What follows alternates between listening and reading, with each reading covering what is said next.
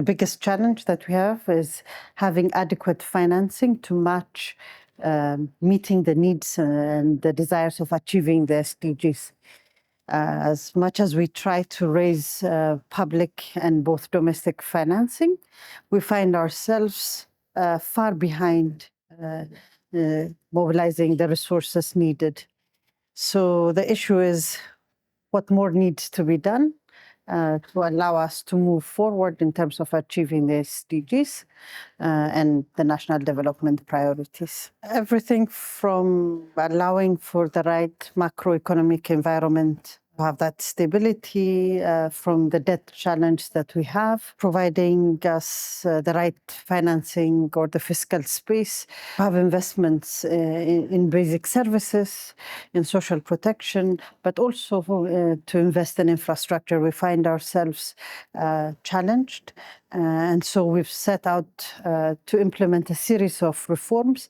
These reforms are very important in ensuring policy coherence, improving regulatory environment, but we also realize our administration needs to improve. This means our capacity to implement the policy outcomes is also challenged. So we're working on transparency, both of our public finance management system, but also introducing digital systems to allow tax collection revenues to be improved.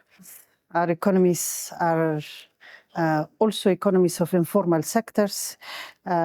Mobilizing resource just from what the economy is producing is not sufficient, nor is it easy.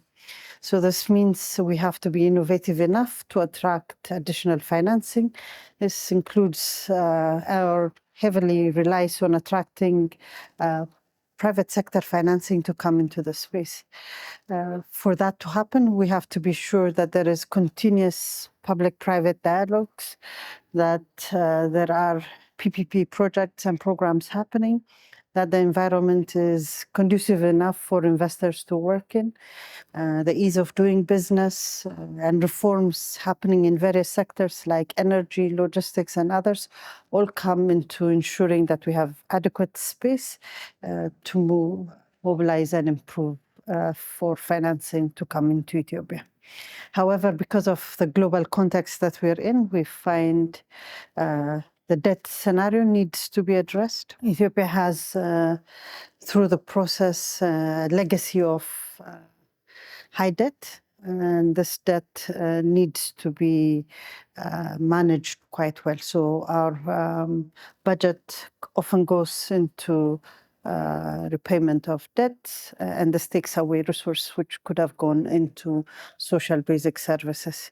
So how do we come up with a scenario where we can still continue accessing significant amount of concessional loans, grants, and how do we leverage the private sector to come in through blended finance, through allowing for guarantees to happen?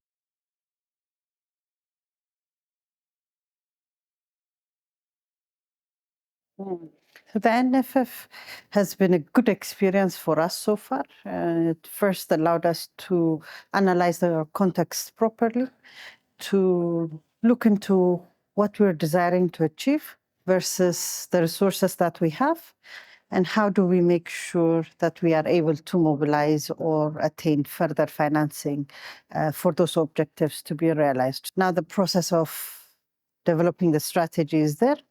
We need to find mechanisms to allow us to implement what we have thought. We're very delighted that we have good progress in areas that we set out to implement, such as establishment of the capital markets, the PPP structures, reforms in the tax space, improvements in state-owned enterprise administration.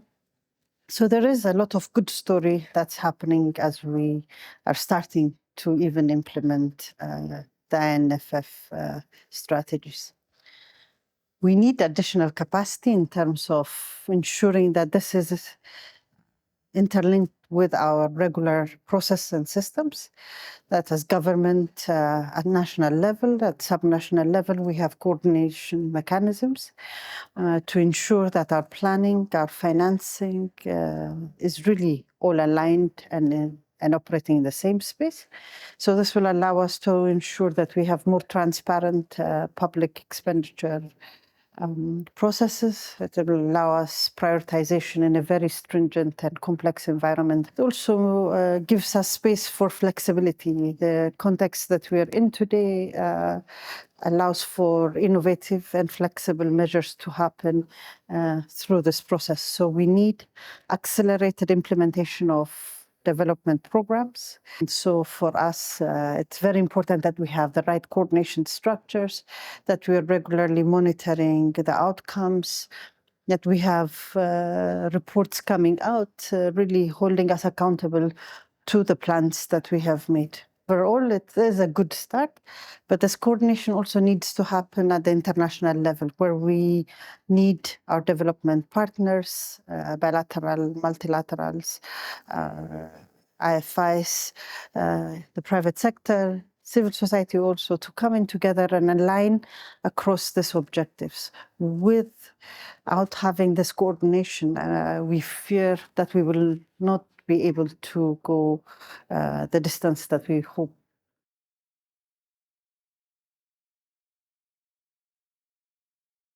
The potentials for Ethiopia to really grow and develop are huge. We hear this from various actors, including private sector interested to come to the country, the private sector within the country, but a need for a more accelerated approach is required. We have a young population. We are a country of about 120 million, and about 80 million of that are young people. So we no longer have the luxury of time, but the need for a more accelerated move to address poverty issues in a sustainable manner.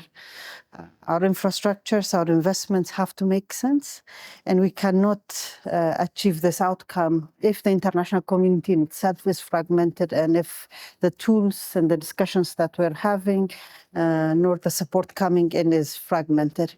So the call would be at a global level for the world to understand what's happening in countries like ours.